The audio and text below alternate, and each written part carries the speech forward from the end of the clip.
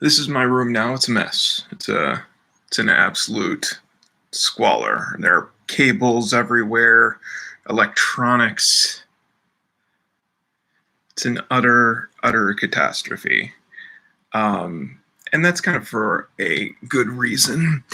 And that is I'm between production phases, and I'm now in the creative cycle trying to figure out, in the Saturday Night Live, it's like the sort of the pitch meeting, all-night writing session time. And I'm trying to find the right way for this multimedia spaceCAST. And it's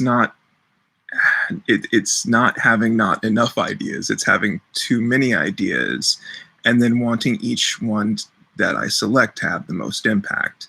For example, last night I started some things in Reddit and, caught the overwhelming majority, no, not just the majority of the responses were very anti.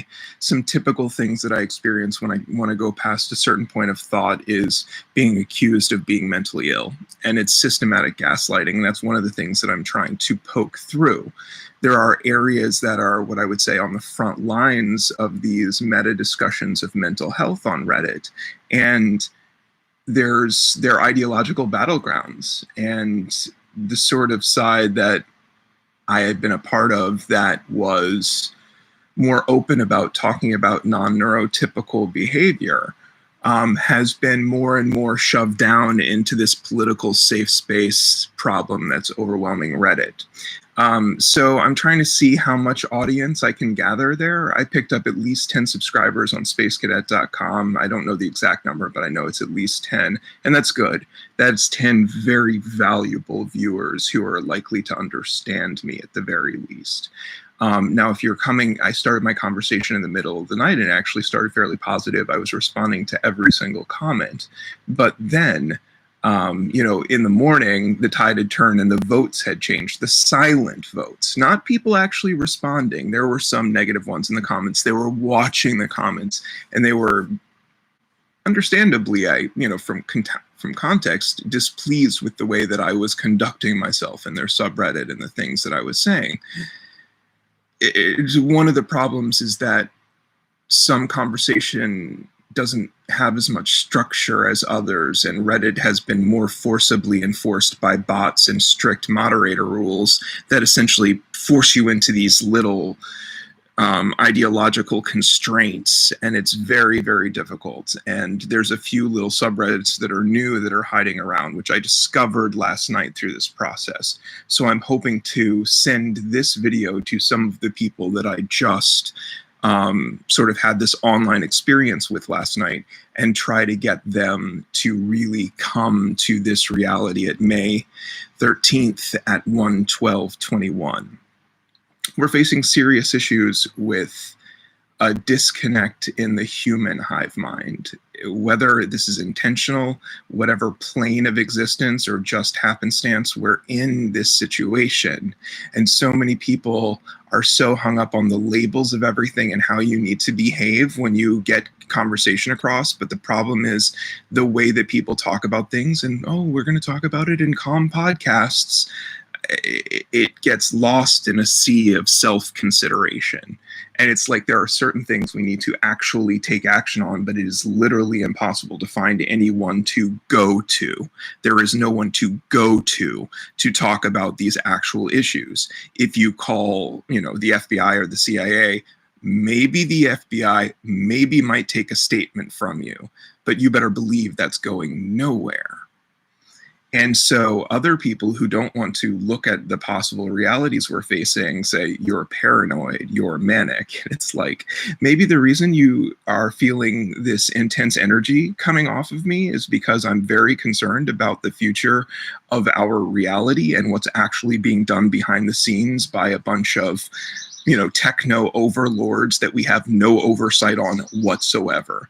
And humankind has shown through our history that when that has been the situation, bad things happen.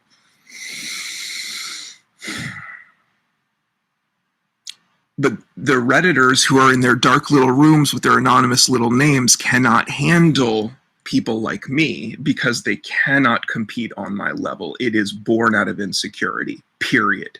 Whoever you are, bring out your real name and have this conversation with me live on a video chat. You will not. You will find an excuse.